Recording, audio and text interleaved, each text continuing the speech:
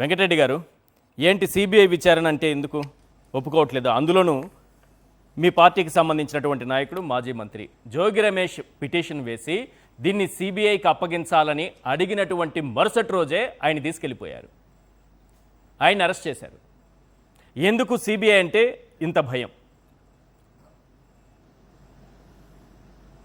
ఈశ్వర్ గారు, ముందుగా మీకు ప్యానెల్లో ఉన్న అందరికీ అట్లానే సాక్షి టీవీ ప్రేక్షకులందరూ నమస్కారం. సిబిఐ అంటే చంద్రబాబు నాయుడు బ్యూరో ఇన్వెస్టిగేషన్ కాదు కదా. Chandrababu Naidu bureau of investigation అయితే చంద్రబాబు నాయుడు గారు ఎప్పుడో ఓకే అనేవాళ్ళు, మీరు ఆయన ఇచ్చేసేవాళ్ళు. అది ఇప్పుడు సెంట్రల్ బ్యూరో ఆఫ్ ఇన్వెస్టిగేషన్ కదా, అందుకని చంద్రబాబు నాయుడు గారు ఎందుకు ఇస్తారు? ఇప్పుడు ఇక్కడ సిట్కి ఎందుకు ఇస్తున్నారు? ఎస్ఐటి సిట్ అంటే ఏదైతే దానికి స్పెషల్ ఇన్వెస్టిగేషన్ టీం అంటాం, దానికి కాదు కదా చంద్రబాబు నాయుడు గారు ఇప్పుడు ఇచ్చింది. సిఐటి సిట్కి కదా, అంటే చంద్రబాబు నాయుడు ఇన్వెస్టిగేషన్ టీంకి ఇచ్చాడు, అప్పుడు వాళ్ళు చెప్పినట్టుగా రాస్తారు. ఇప్పుడు అంతమంది జగన్మోహన్ రెడ్డి గారు గవర్నమెంట్ లో ఉన్నప్పుడు ఎస్ఐటి సిట్ నడిచింది, ఇప్పుడు సిఐటి సిట్ నడుస్తుంది. అందుకని ఎందుకు ఇస్తారు చంద్రబాబు నాయుడు గారు అమ్మాయి ఇక్కడ? సార్, చంద్రబాబు నాయుడు గారి మీద అక్రమాస్తుల కేసుకు సంబంధించి ఒక పిటిషన్ వేస్తే సిబిఐ విచారణ జరిపించాలని దాన్ని హైకోర్టు ఓకే చేస్తే సిబిఐ మా దగ్గర తగినంత మంది సిబ్బంది లేరని వదిలేసింది. ఇప్పటికీ సిబ్బంది లేరు వాళ్ళ దగ్గర, పాపం ఇప్పటికీ లేకనే వాళ్ళు ఆ కేసు టేకప్ చేయలేదు, వదిలేశారు. మరి అంటే చంద్రబాబు నాయుడు గారు చెప్తే చంద్రబాబు నాయుడు గారికి ఇష్టం ఉన్నట్ట, సిబిఐ ఇష్టం లేనట్ట? ఈ విషయంలో సిబిఐకి ఇస్తే ఇష్టం ఉందా లేదా అనేది అప్పుడు చెప్పింది కదా, దాన్ని బట్టి అప్పుడు మాట్లాడచ్చు. ఇక్కడ మేము రెండు అంశాల మీద ఈ ప్రభుత్వాన్ని సిబిఐ ఎంక్వైరీకి అడిగాం. ఒకటేంటి, మా మీద అంటే వైఎస్ఆర్ కాంగ్రెస్ పార్టీ నాయకుల మీద, వైఎస్ఆర్ కాంగ్రెస్ పార్టీ ప్రభుత్వంలో పనిచేసినటువంటి కొంతమంది అధికారులు, జగన్మోహన్ రెడ్డి గారికి దగ్గరగా ఉన్నటువంటి వ్యక్తుల మీద వీళ్ళు తప్పుడు కేసు పెట్టారు, ఇది మద్యంలో కుంభకోణం జరిగిపోయింది అని.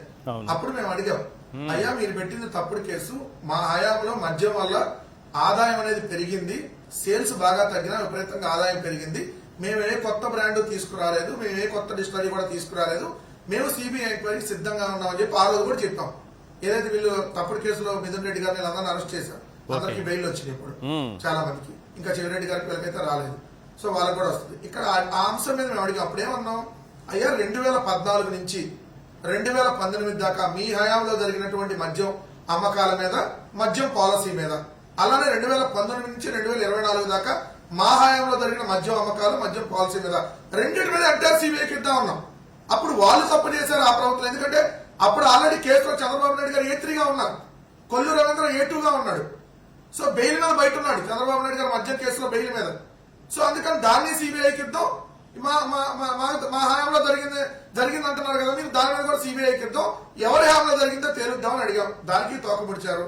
ఇప్పుడు రెండోది నకిలీ మద్యం, అంటే కల్తీ మద్యం, నాటు నకిలీ మద్యాన్ని 48 కోట్ల క్వార్టర్ బాటిల్ని మొలకల చెరువు, ఇబ్రహీంపట్నం ఇలా అనేక చోట్ల ప్లాంట్లు పెట్టి తెలుగుదేశం పార్టీ నాయకుడు జయచంద్రారెడ్డి ఆధ్వర్యంలో, తెలుగుదేశం పార్టీకి సన్నిహితుడిగా ఉన్నటువంటి జనార్దన్ రావు సహకారంతో మరికొంతమంది తెలుగుదేశం పార్టీ నాయకుల ఆధ్వర్యంలో ఏదైతే రోజుకి 20,000 బాటిల్స్ ని కేవలం మొలకల చెరువులోనే తయారు చేసి అక్కడ ఉన్నటువంటి వైన్ షాపులకి, అక్కడ ఉన్నటువంటి బెల్ట్ షాపులకి అమ్మారు అనేది క్లియర్ గా అందరికీ తెలిసిందే.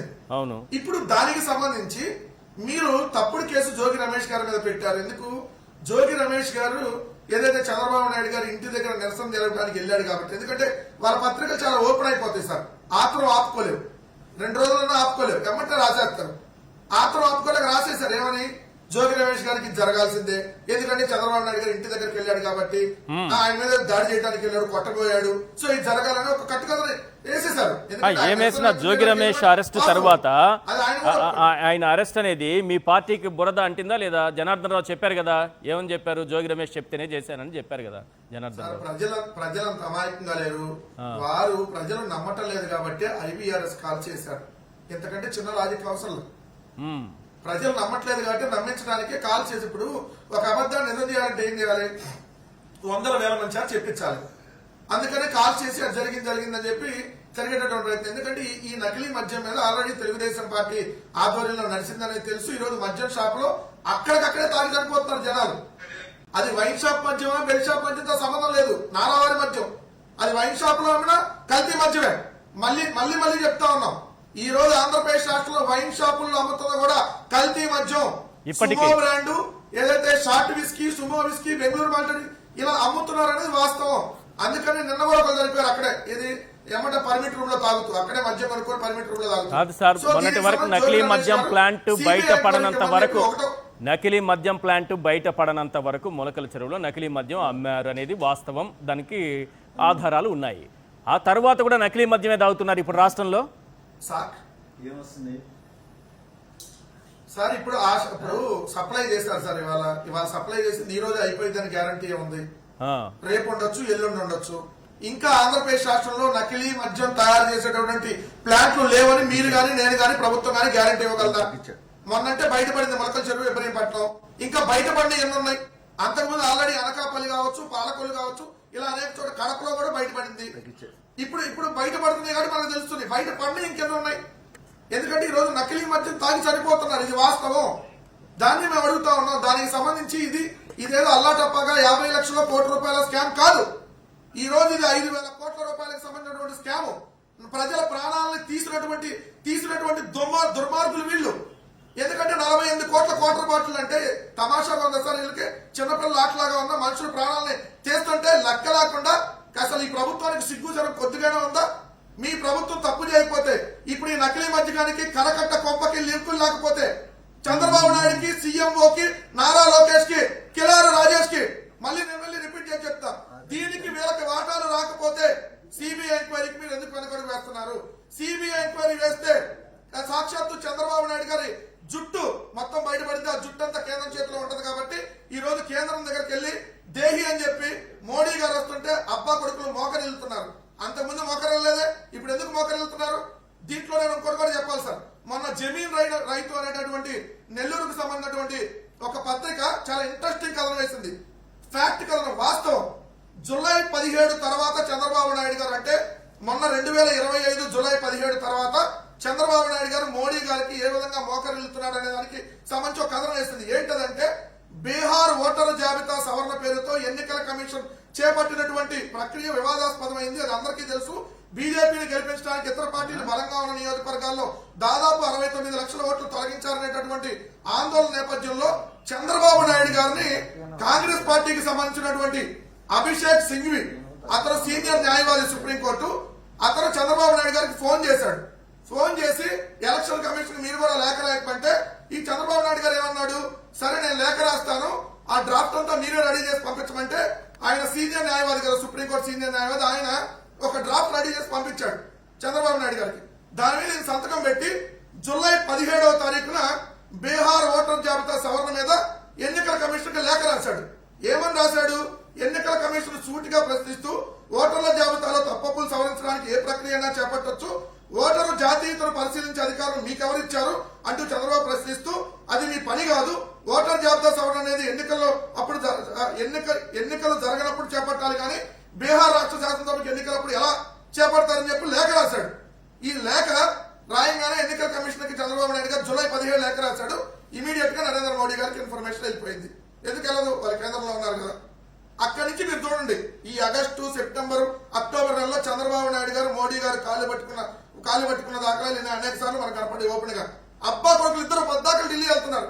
అబ్బొక్కడే కాదు, కొడుకు కూడా వెళ్లి నరేంద్ర మోడీ గారు మొన్నటిదాకా అమలాభూతులు తిట్టిన ఈరోజు నరేంద్ర మోడీ గారిని పొగుడుతున్నారు. ఎందుకు?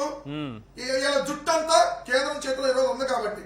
మొన్న లేఖ తర్వాత చంద్రబాబు నాయుడు గారు డబుల్ గేమ్ వాళ్ళకి అర్థమైంది కాబట్టి అందుకనే సిబిఐ ఎంక్వైరీ ఇవ్వడానికి వెనకాడుతున్నారు. రెండో పాయింట్ వచ్చేటప్పటికి ఈ మధ్య విదేశీ టూర్లు ఎక్కువ చేస్తున్నారు, అబ్జర్వ్ చేయండి.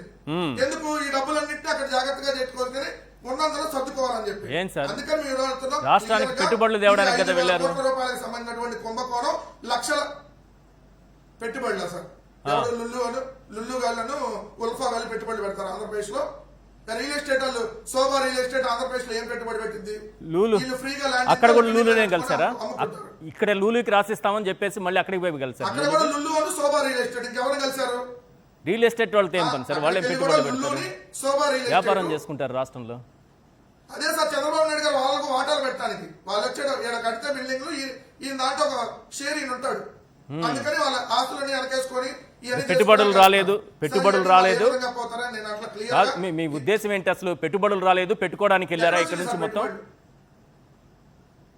అదే మీరు చెప్పాలనుకున్నది. వీళ్ళ పెట్టుబడి వాళ్ళ దగ్గర పెట్టడానికి వెళ్ళారు, వాళ్ళు పెట్టుబడి పెట్టడానికి రావట్లే. ఇక్కడ చంద్రబాబు నాయుడు గారు, లోకేష్ గారు వీళ్ళ పెట్టుబడులు మీరు అన్నట్టు లుల్లులోనో లేదంటే శోభా రియల్ ఎస్టేట్ లోనో ఇంకా లోదా రియల్ ఎస్టేట్ లోనో వాటిలో పెట్టడానికి వెళ్ళారు. అంతకుమించి ఇక్కడ జరిగింది ఏంది? నేను ఇక్కడ అడుగుతుంది క్లియర్ గా, ఇది ప్రజల ప్రాణాలకు సంబంధించిన అంశం. చంద్రబాబు నాయుడు వాళ్ళ కుమారుడు లోకేష్ కి ఈ నకిలీ మద్యంలో వాటాలు రాకపోతే సిబిఐ ఎంక్వైరీకి ఎందుకు వేయరు? మీరు సిబిఐ ఎంక్వైరీ వేయలేదంటే మీరు ఆల్రెడీ దీంట్లో వాటాలు వచ్చినాయి, మీకు ప్రజల చేత నకిలీ మద్యం తాగించి వాళ్ళ ప్రాణాలు తీయటమే కాకుండా డబ్బులు దోచుకున్నారు, మీరు ప్రజల రక్తాన్ని పిప్పి పీల్ చేశారనేది క్లియర్ గా ప్రజలకు కూడా అర్థం అవుతాం.